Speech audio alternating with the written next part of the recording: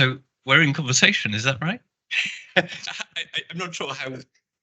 I believe you're in conversation. I think we should just go with the flow and let it roll. So, Hey, go on then.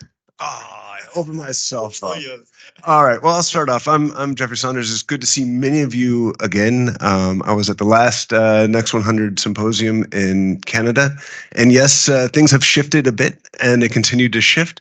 And that's also one of the reasons that I'm at the center where I'm at now. Is that we've had a remarkable transition, and you took a normally peace-loving society, Denmark, where they didn't really have a focus so much on security and defense, and for the first time, all the universities and research and technology organizations have come together around a new technology area for them, defense technologies, and how do they harness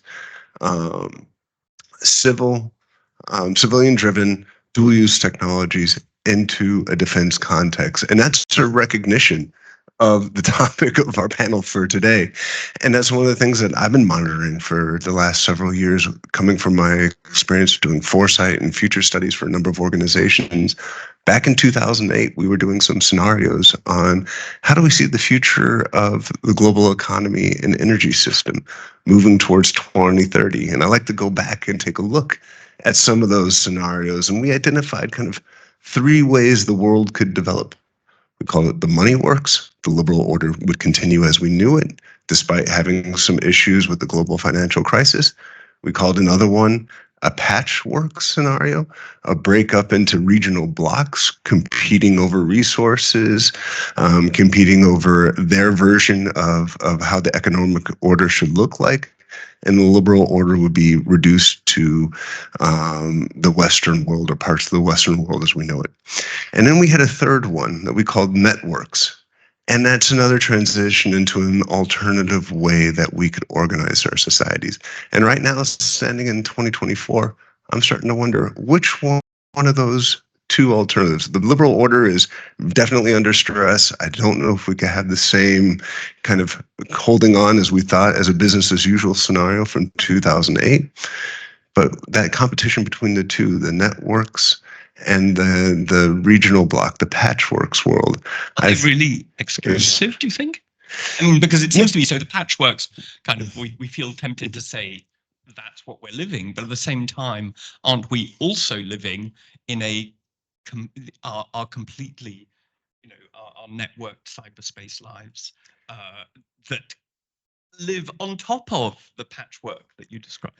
It's about the question about where power lies and where the weight of the power lies. And do we transition to a new type of economic order? So if I was my super technologist hat on and I would start talking about, hey, we could have, when blockchain was on everybody's lips and we talk about new types of organizational forms with democratic voting and everything like that, that would be that vision on steroids.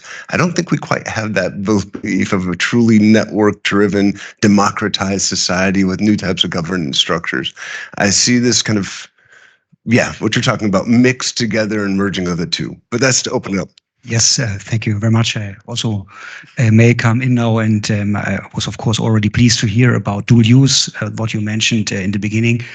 But let me first thank also Odessa and Michael for the kind invitation to this really very innovative format, and also this interdisciplinary approach, which are very much welcome. And actually, your introduction, Michael, was very inspiring. It was really a pleasure listening to you. As a pilot, you are a pilot, that we learned, and I very much liked your call for curiosity. You did the same, Odessa. I think staying passionate about curiosity, that's indeed important, and you actually gave us this quote also of Albert Einstein. I think that's indeed very important. Actually, I would like to stress that I fully agree with your analysis. The horizon has darkened substantially over the past years. And against the backdrop of this darkened horizon, I think it's important to focus on some key messages, 5 key messages that I have prepared in order to show how solutions may look like from a European perspective. If you allow me to just briefly mention those 5 key messages. So first of all, I believe that we need a determined strengthening of Europe as a location for science and innovation, through a powerful, less bureaucratic, and therefore more easily accessible 10th EU Framework Program for Research and Innovation as a successor program to Horizon Europe, which is actually the world's largest research and innovation program. At the moment, it has a budget of roughly 100 billion euros in order to achieve more global competitiveness and technological sovereignty of our European continent. Second key message would be basic fundamental research must be put back on the agenda as a top priority, in particular by significantly strengthening the European Research Council, the ERC, which is, so to say, the agency within the European Union which is promoting basic fundamental research. And just to give you an example why this is so important, we owe life-saving COVID-19 vaccines to mRNA technology, which was originally developed in the field of basic cancer research, but then was applied to produce COVID-19 vaccines. BioNTech, of course, the famous company, should be mentioned here. And actually the founders of this company, they got EU funding money from the ERC, from the European Research Council, which underlines how important it is to strengthen fundamental research. In order to remain globally competitive, the European Union must also catch up immediately in new key technologies and stay one step ahead in the long term. And as you mentioned, Boeing, the US-American aerospace company, we all remember, of course, Airbus and the huge success story of Airbus. Nobody believed that it would be possible to actually create a new company which would outpace Boeing as a competitor. So the creation of new public-private consortia, similar to the huge success story of Airbus, could bring together European companies, universities, and research organizations more closely than before for important research and innovation projects, preferably with dual-use character for civil and military applications. So dual use is definitely something that we need to foster, also in light of the changed global political environment. And so these new consortia, they should put the EU at the forefront of emerging technologies, especially in the field of artificial intelligence and quantum technology. So as far as artificial intelligence is concerned, really Europe must get bolder and more ambitious. I mean, China has a very strong position in that, of course, the US by its very nature as well, but Europe really has to get stronger here also in this part. So we need to invest more in key technologies and ensure a real quantum leap and digitalization in Europe. Then the fourth key message would be that we need to strive for a sovereign and competitive Europe in the field of digital economy. And here we should try to avoid too much regulation. I think sometimes the Europeans are very good in, adopting regulation, but this quite often also prevents innovation. So digital markets and technological developments need as much freedom as possible and only as much regulation as necessary from my point of view, and also from the point of view of the CDU-CSU parliamentary group for which I'm working as a senior advisor.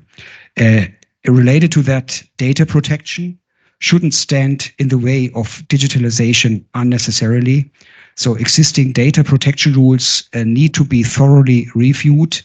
Data is, so to say, the raw material of the 21st century. It's the oil, it's the gas of the 21st century. And we need to embrace that also in Europe. We therefore need a much simpler and more standardized data protection law that is also applied in the same way throughout the European Union. And we must foster the sharing of data. This has to be made easier in data spaces, for instance, in the areas of health and research. Again, think about the potential that personalized medicine offers, if it would be possible to actually share data in a much simpler way. And my fifth message would be that in the area of international science, research and innovation cooperation, we must pursue a smart approach that is guided by values and clearly aligned with our strategic interest in view of the changed geopolitical environment and the global tectonic shifts in power. It often has been called Zeitenwende, shift in powers, and this is certainly true. And we should follow the principle of as open as possible, but as closed and as restricted as necessary. This should be the guiding principle here. So that means concretely that we need, of course, international cooperation, especially with our like-minded partners like the US. So we need to form alliances with all like-minded partners. And Horizon Europe, for instance, is a very good example to associate countries around the world which share our values. But at the same time, of course, we need to protect our technological crown jewels, if I may call it like that. And we need to demand a level playing field and reciprocity when it comes to international cooperation. That means ensuring research security and, of course, also better empowering our universities and research organizations to conduct international cooperation with partners, especially with complicated partners, with challenging partners, such as China in particular. Here we need to work more closely together. So just to sum up, we need to focus on protecting and promoting freedom and excellence. We need to promote basic research, collaborative research, and key technologies in order to achieve a strong, competitive, and resilient Europe. So just to give you some messages which can also be helpful, I think, for our further discussion and open conversation. Many thanks. Thank you, Michael. Can I jump in? Are you desperate to jump in? Well, there's a lot of things I could jump in upon. Things to jump in about. But please, Tony, go ahead. Hey, thank you, Jeffrey. First, just Michal, thank you very much for your presentation, because I think it opened some really important questions and the food for enormous amounts of thought. And actually, linking the two of your contributions just very briefly, I think that one of the, why is it that we seem to get stuck and to make these announcements, have these wish lists of everything that we want to do, and then 5 years later we look back and we say, well, actually, what have we actually achieved? It seems to me that there's a very, change is really hard, that we're very resistant to saying, okay, structurally, this is why something is going wrong, and then to say structurally this needs to change, rather than to doing things on the surface. We're going to change a regulation here and there. And I think this is one of the reasons that we always fall back on education. Education's the kind of absolutely central structural change. It's the wish, it's the road, it's 20 years time, it'll happen in 20 years. Oh yeah, we don't quite know how it works, but it's a structural change. But it seems to me that, so you talked about two things, two things you talked about were digital regulation and data sharing, right? So in some ways, I think that there's a profound structural question here. I completely agree with you that if one of the things that is going to be key and is becoming more and more important with advances in AI is our ability to use data for our purposes, for social good, and not to have that data used for all the wrong purposes. And we've seen a lot of the examples of the wrong purposes, all the way from getting us all addicted to cat or to flying videos, and to influence operation, to leaving us open to influence operations from enemies. Those are bad ways in which data about us were used, and the future is all about making sure that the self-understanding of society is used in ways that align with our purposes. Now, very hard problem, particularly, as Michal said, how can we do digital regulation when there are such profound interests, money interests on the side of the status quo, with data hoarding, addiction to cat videos, and the advertising that it produces, the door wide open to the influence operations. You then say, well, actually, we mustn't have regulation on the one hand. On the other hand, you say we must have data sharing. The fact is that if we're going to get that new data sharing economy for a recognized public good in our piece of the patchwork, we're going to have to grapple and regulate well, aren't we? It's not about deregulation. No, it's about smart regulation, I would say. So striking the right balance, not too much, but at the same time, allowing for innovation, allowing for curiosity, just again to mention this word. I think this is the way forward from our point of view. I think, I mean, these are all valid and very issues that we're struggling with in Denmark and also among all the European countries about how do we do this, particularly if we start talking about in a technological competition that we're actually in. We didn't fully take it seriously as a society or societies when China, announced its Made in China initiative back in the early 2010s. And you could see on all the technology indexes, whether you agree with them or not, how much they've seized an initiative and an advantage in critical technologies. They went out of their way in a very structured competition, oftentimes stealing a lot of technological competencies and know-how and bringing it back. We have that tension we could see with, particularly in the space race and back in history and the whole development of the International Space Station, the cooperation between Russia and the US, and how space in that key critical technology area was important for fostering soft diplomacy. How do we deal in this competitive environment in competition while at the same time protecting our technological crown jewels, as we say? That's a strategic challenge. We have in many of our dual use technologies, we have fundamental choices to make as academic institutions. The US has been very clear in speaking when we've engaged with them. They say, if you want to work with us on the academic to academic and critical technological and emerging technological areas, if you work with China, it's a no-go. So you're already making a choice and been asked to make a choice in the patchwork environment. How do we deal with that in the soft diplomacy environment moving forward? And then there's, I think, a critical aspect that we need to figure out, and I want to focus on, and have a hard focus on research and innovation and fundamental basic research. I agree with those, but we also have to have a discussion about how do we drive that into capabilities? How do we get that triple helix model to work, to bring that into industry and bring that into government? And that's critical, and that requires a focus on financing. And that's one of the things that Europe struggles mightily with, is how do we harness the financing in this technological race? I couldn't agree more with that. And just before the start of the conference, I had a very nice conversation with an American colleague sitting over there.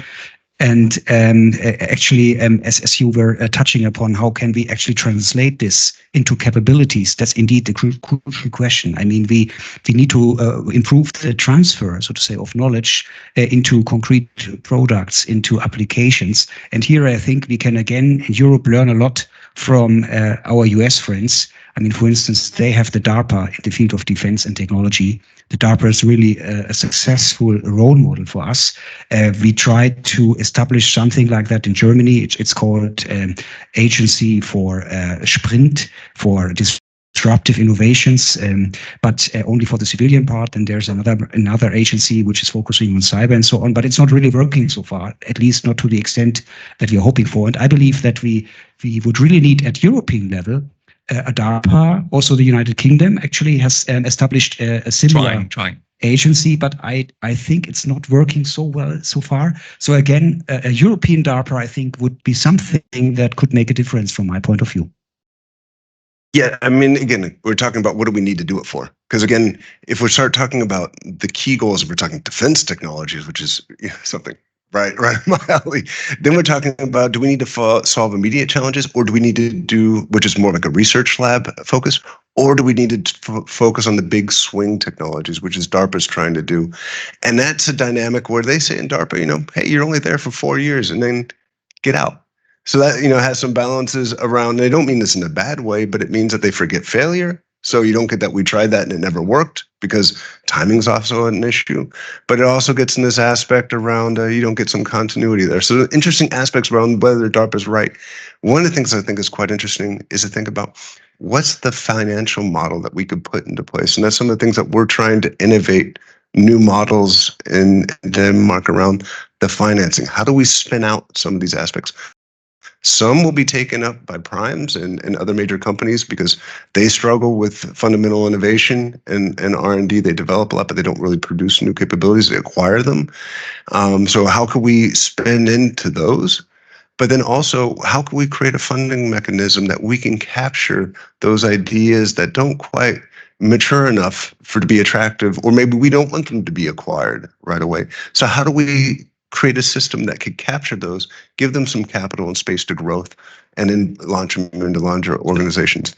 You mentioned Moderna and the early funding for Moderna. It seems to me that one of the really big things that we're grappling with here is that knowledge is the quintessential public good. And it's a global public good, right? You talked about the China theft, but a lot of it is knowledge, right? And one of the amazing ways in which humanity progresses, it's the only way in which humanity progresses, right, is the accumulation of knowledge. And so I just wanted to push back and ask you, Jeffrey, just to elaborate on the question of what you see that patchwork, competition, rivalry, do you want to call it more than that, with China actually, what is its nature, right? Because to some extent, it seems to me, what one view, and I think my view, absolutely not an expert, is to think, well, look, in the end, China wants to try and operate a very different model here. It wants to operate a very different model of what good lives are like, and it's going to do this through its extremely directed Confucian way. Sometimes we look at it and we look at it with envy, the degree to which they can set objectives, plan, marshal resources, and absolutely get there. And we think, goodness, wouldn't it be great to be able to do even just a little bit of that? The American reaction to that has been to say, well, look, fine, we think that you're in this kind of race. This is a race that actually we are going to win at all costs, and therefore we are going to stop. You're going to have to find out for yourself how to do advanced microchip manufacture. There's a piece of the global knowledge commons which is no longer a global knowledge commons. This is now a patchwork commons. You choose your side, right? Now, is that what do you think about the nature of taking that view towards human knowledge, and is that the right way to do it? Why are we taking quite such a hawkish view? Or should we instead be saying, look, the thing that's common to humanity is precisely knowledge, and then we believe strongly in our less centralized, more with our emphasis on freedom, we think creativity will win out. But actually, the bedrock is human advancement through knowledge. Great question. And please, everybody else, if you have questions, I'd love to hear them as well. And we get in the signal that we're wrapping up. No, to answer that kind of question, there's this fundamental tension in this. And if I start talking as a foresight and futurist and not as in the current role I have now, that's understanding the dynamics and interplay and where's the locus of power or loci of power shifting. And we have this fundamental aspect where I think we have to come to terms with the fact for 400 years, we've been the R&D center of the world. And now for the first time, we're not the sole R&D center. And how have we used that technological advantage? And then now we're in a situation where we have to adjust that, okay, this technological advantage is no longer controlled by us. It's now spread around many different actors for many different purposes. What does that mean? And how do we collaborate and participate in that and share knowledge with that? How do we identify what is important to us as societies to protect and defend? What things can we adopt and change? And what things should be changed? And these are kind of three fundamental questions that we need to address in this new paradigm, this new shift. And I think that is kind of the thing that we need to work out. And I don't have a solid answer. And one of the bylines that we're thinking about, and I think there's a question that we should all be asking, is how do we harness these critical and emerging technologies that we're talking about to protect and defend democratic values? So how do we harness technology, defend democracy? Should be, I think, one of the big aspects that we should be talking about for the rest of the conference. And if I can very much agree with all what you just said, maybe also to your very, very interesting question again, I mean, which is of enormous importance. So how to deal with China again? I mean, we clearly see that that the leadership of China, there's the clear commitment, the clear goal to achieve supremacy basically in all fields until 2050. So that's the reality that we are confronted with, and we need to work with that. And so our relationship, of course, vis-à-vis China has to change because the approach of the Chinese government has changed. So again, I think China is too big to be ignored. Let's put it this way. And it's too important. I mean, it's more than 1 billion people living there. There's so much knowledge generated there, as you said. I mean, we saw a tectonic shift also in the field of knowledge generation. I mean, if you look globally at the landscape. So therefore, we need to cooperate. We need to continue to cooperate with China from my point of view, from our point of view. But we have to do it in a smart way. So we should stop being naive about China. We must be more cautious. We must identify the fields where we want to cooperate with them. And that means especially in the field of global challenges, such as climate change. I mean, we cannot address climate change successfully without China. It's not possible. So here we must seek the cooperation again in a smart way. But at the same time, we have to have the courage also to say no to cooperation. And again, this brings me back to the so-called crown jewels in the field of technology. So striking the right balance here is, from my point of view, the best way forward. Let me just add one more point, which is so important. And Yes. because, I mean, the challenges are so big, and we are also talking about the ongoing Russian war against Ukraine. I really believe that in Europe, we don't have so much time now to make progress. There's a clear risk that Russia, that Putin will test Article 5 of the NATO treaty within the next years, maybe around 2028, we don't know. But we need to be prepared for that. So we need to step up efforts immediately. That's why it's so important after the European elections with a new commission. And I believe that Ursula von der Leyen, our current European Commission president, is absolutely the right leader in those difficult times, that we need to step up efforts, especially in the field of defense, industry, and technology, in order to be prepared, in order to actually strengthen the deterrence vis-à-vis Russia. Yeah. Thanks. We have a sense of urgency, and that urgency is coffee and a break. No, And- no. No. we That's have a the next keynote. speaker. The next speaker. That's Sure, right. I'll So thank you, Tony. Thank you, Michael. thank you. Thank you, Jeffrey. all. Thank you very much.